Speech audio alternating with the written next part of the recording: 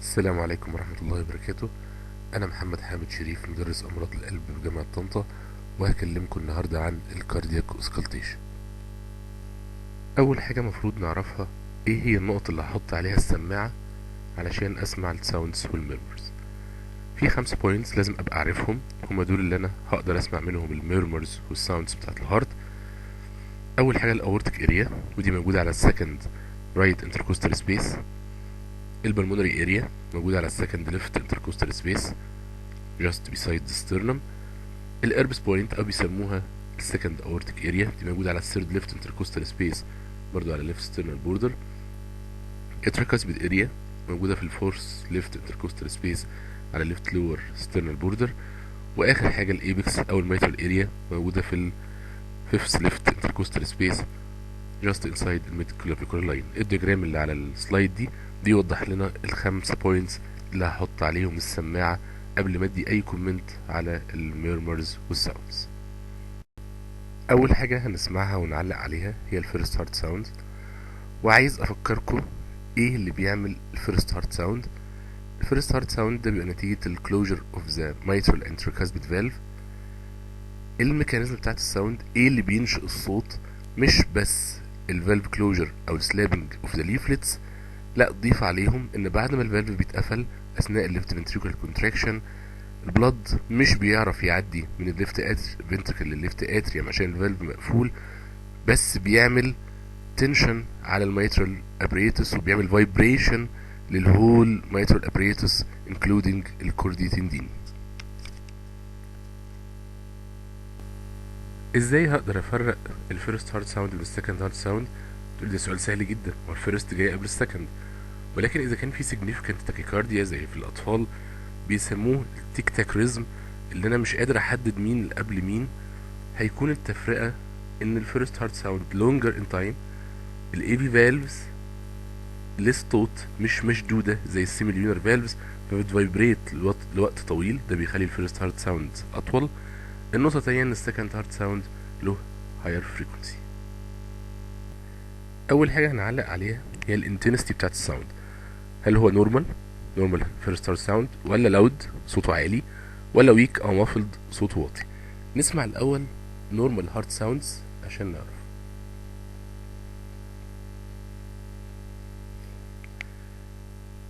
اللي احنا سمعناه ده نورمال هارت ساوندز. الفيرست هارت ساوند slightly louder than the second heart sound، انما هنسمع دلوقتي صوت loud heart sound، loud first heart sound. في فرق كبير هنا من الفيرست والسكند هارت ساوند، much louder than the second heart sound، ده معناه الفيرست ساوند انا علق عليه ان هو loud. ايه الحالات اللي بيكون فيها loud first heart sound؟ طبعا اشهرها الميترال فالف ستينوزس. early mitral valve stenosis، لو الميترال stenosis severe وكالسيفيك مش هيكون فيه accentuated first heart sound. سبب الاكسنتويشن ده ان الليفت اتريوم is pushing the blood inside the left ventricle ببريشر عالي. الميترال valve still open until late emptying of the left atrium، وبعدين بيقفل من wide excursion position كأني برزع الباب من بعيد. الليفت اتريوم بسبب ان هو بيبوش البلد بكونتراكتيليتي عالية عشان يبوش البلد to go to the left ventricle، بيكيب الميترال leaflets away from each other فترة طويلة، وفجأة لما البريشر بينزل في الليفت اتريوم بيتقفل الميترال من وايد closing position، وده بيعمل accentuated first heart sound.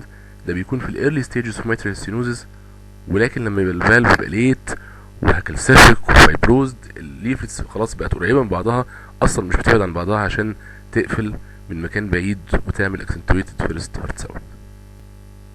ايه اسباب تانية بتعمل accentuated first heart sound غير mitral stenosis؟ طبعا زيادة contractility of the left ventricle نتيجة استعمال positive inotropic agents زي الكتولامين او sympathetic stimulation او السيروتوكسكوزيس، او في حالات الشورت بي ار انترفال البي ويف هي الالكتريكال اكتيفيشن بتاعت الاتريوم، والار هي الالكتريكال اكتيفيشن بتاعت الفنتركل. لو البي ار انترفال قصيرة الفنتركل هيستارت يكونتراكت بدري، الليفت اتريوم بريشر ستيل هاي، الميترال كلوجر هيحصل في وقت الاكسلريشن بتاع البريشر بتاع الفنتركل فيه عالي، بنسميها الدي بي على الدي تي، معدل تغيير البريشر بالنسبه للوقت. هنفهمها اكتر لما نفهم الفكره العكسيه. لو في لونج بي ار انترفال الفنتريكل اكتيفيشن اتاخر قوي، الليفت اتريال بريشر قل خالص، بدا يريلاكس، الميترال فالف اصلا بدا يقرب من بعضه خالص، الفنتريكل مجرد ما بدا يستارت الكونتراكشن ولسه بيعمل تغيير بسيط في البريشر، الفالف اتقفل من كلوز بوزيشن، وفي الحاله دي بيعمل سوفت هارت ساوند. لو البي ار انترفال طويله الفيرست هارت ساوند بيبقى ويك، لو البي ار انترفال قصيره الميترال فالف بيتقفل في مرحله فيها الاكسليشن بتاع البريشر عالي في الفنتريكل، الفنتريكل بيبذل ايفورت عشان يقفل الفالف لان الاتريال بريشر از ستيل هاي، وده اللي بيخلي الفالف يقفل من وايد بوزيشن ويعمل اكسنتويتد فيرست هارت ساوند. ايه اسباب السوفت او الويك فيرست هارت ساوند؟ طبعا اللو كارديك اوتبوت، بور ليفت فنتريكولار فانكشن، لونج بي ار انترفال احنا لسه شرحنا في السلايد اللي فاتت، الميترال ريجارجيتيشن او السيفير ميترال كومبتنس، وهنا في الحاله دي الميرمر بيبدا من اول كلوجر للميترال فالف، وده بيخلي الصوت مافلد او مستخبي. وطبعا حالات الكالسيفيك ميترال ستونز وشرحناها من شويه ان لو الميترال فالف كالسيفيك وفايبروزد هو مش بيبعد عن بعضه، هو مش بيقفل من لو بوزيشن وبيعمل ويك فيرست هارت ساوند. هنسمع مثال دلوقتي لويك او مافلد فيرست هارت ساوند.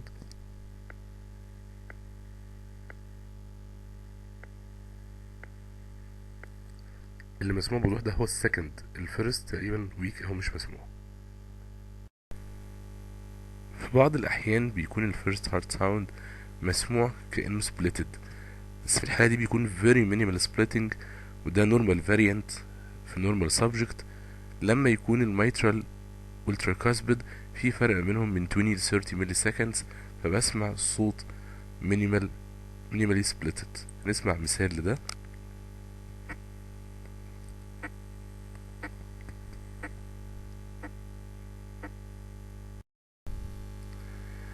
طيب لو التراكاسبيد component of the first heart sound اتأخر عن الميترال component فترة طويلة about 50 ملي seconds، هيبقى ملحوظ جدا في السماعة، وده اسمه marked splitting للفيرست هارت ساوند، وده باثولوجيكال كونديشن بيحصل في حالات رايت باندل برانش بلوك، واللي بيحصل فيها delayed activation للرايت ventricular contraction، وده طبعا اللي هيأخر الكلوجر بتاع الميترال فالف، او في حالات الفوليوم اوفرلود في اوفر ذا رايت ventricle زي ال ASD والإبشتاين انومالي، او في حالات البريشر اوفرلود زي severe pulmonary hypertension.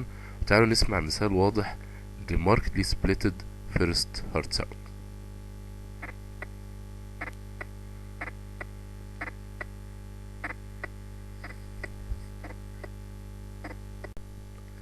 الايجكشن سيستوليك كليك ده abnormal sound بيتسمع في حالات الستيف او الثيكند اورتيك فالف، يعني في حالات الاورتيك ستينوزس، وبيتسمع برضو في حالات البايكاسبيد نون ستينوتيك اورتيك فالف، وفي حالات السيستوليك هايبرتنشن اللي بيتسبب نتيجة الهايبرتنشن ان الاورتيك فالف بيكون مشدود، وده بيخليه يعمل صوت اثناء اتس اوبننج. الصوت ده اسمه ايجكشن سيستوليك كليك.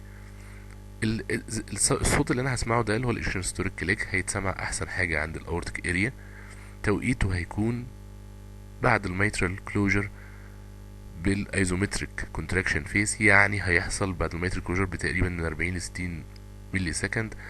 ممكن اتلخبط في الاوسكالتيشن مع الماركت سبليتنج اوف ذا فيرست هارت ساوند، ولكن التفرقه الاساسيه هتكون في المكان اللي انا سمعته فيه. انا بسمع الماركت سبليتنج بتاع الفيرست هارت ساوند اذا كان سببه ترايكاسبيد ديلي ترايكاسبيد كلوجر على ترايكاسبيد اريا، هسمع الايجكشن سيستوليك كليك بعد الفيرست هارت ساوند، بس هيكون المكان الاوسكالتيشن هو الاورتيك اريا. وهنسمع مثال لل اورتيك الايجكشن سيستوليك كليك بعد الفيرست هارت ساوند، مش هيكون في فرق كبير ما بين صوته وما بين صوت السبليتنج اوف ذا فيرست هارت ساوند. في تفرقه تانية في حالات بس البايكاسبيد اورتيك فالف، ان في البايكاسبيد اورتيك فالف بيكون الايجكشن سيستوليك ساوند اعلى ايفن من الفيرست هارت ساوند واسوشيتد ويز accentuated second heart sound. نسمع مع بعض مثال.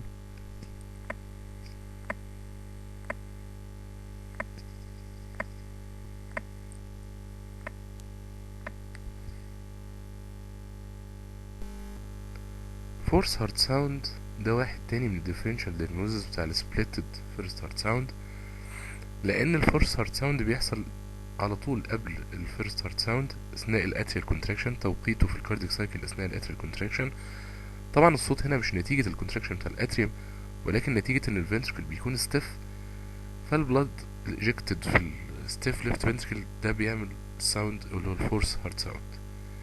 الفورس هارت ساوند ريرلي نورمال، ممكن نسمعه بس في الاثليتس لان بيبقى عندهم some sort of ventricular hypertrophy، ولكن سماع الفورس هارت ساوند باثولوجيكال بيكون في حالات ال decreased compliance of the left ventricle، زي في حالات الهايبرتنشن hypertrophic cardiomyopathy او في حالات الاسكيميك هارت ديزيز. التفرقة الأساسية اللي هفرق بيها ما بين السبليتد فيرست هارت ساوند due to tricuspid component أو الفورس هارت ساوند هي أولا السايت اوف ماكسيمم انتنستي. أنا هسمع الفورس هارت ساوند better في الابكس in the left lateral position، ولكن السبليتد فيرست هارت ساوند due to delayed tricuspid closure هنسمعه طبعا في tricuspid area. النقطة التانية المهمة إن الفورس هارت ساوند is a low frequency أو low pitched sound، وهيبقى في فرق واضح ما بين الفريكونسي بتاعته وبتاعت الفيرست هارت ساوند. تعالوا نسمع مثال للفورس هارت ساوند.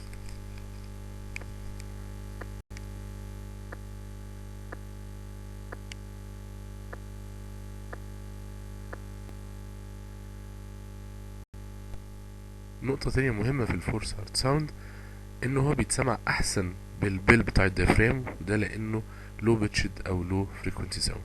دي هتساعدنا في التفرقة ان هو بيست هيتسمع افضل بالبيل بتاع الديافرام.